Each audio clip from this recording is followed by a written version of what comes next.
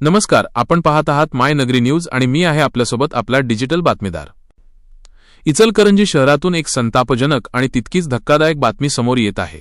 स्वच्छतेच्या गप्पा मारणारे प्रशासन नेमके काय करत आहे, पाहूयात सविस्तर बातमी। इचलकरंजीत कचरा कोंडी, नव्या ई-रिक्षा गॅरेजमध्येच स्वच्छतेच्या नावानं लाखोंचा धुरळा, पण ई-रिक्षांना मात्र धूळ खात बसण्याची वेळ। होय, ही वस्तुस्थिती आहे वस्त्रनगरी इचलकरंजीची। इचलकरंजी महानगरपालिकेने शहराला चकाचक करण्यासाठी लाखो रुपयांचा निधी खर्च करून दिमाखात नव्या ई-रिक्षा घंटागाड्या खरेदी केल्या। मात्र या गाड्या आज रस्त्यावर धावण्याऐवजी नगरपालिकेच्या गॅरेजची शोभा वाढवत आहेत।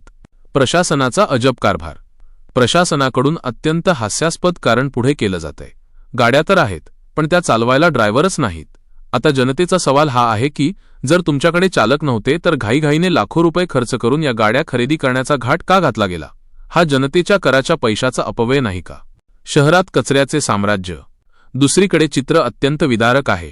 शहराच्या अनेक भागांत कचरा उचलला जात नसल्याने क्यूबिक कचऱ्याचे ढीग साचले आहेत।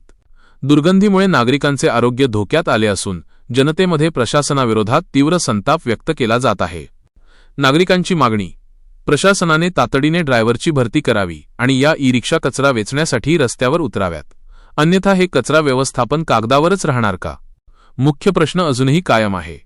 आता या गंभीर प्रश्नाकडे नगरपालिका प्रशासन लक्ष देणार की या नव्या कोऱ्या घंटागाड्या गॅरेजमध्येच सडत उभ्या राहणार? प्रशासन झोपेतून कधी जागे होणार याकडेच आता संपूर्ण इचलकरंजीकरांचे लक्ष लागून राहिले आहे। व्हिडिओ रिपोर्ट संतोष मोकाशी, माय नगरी न्यूज, इचलकरंजी।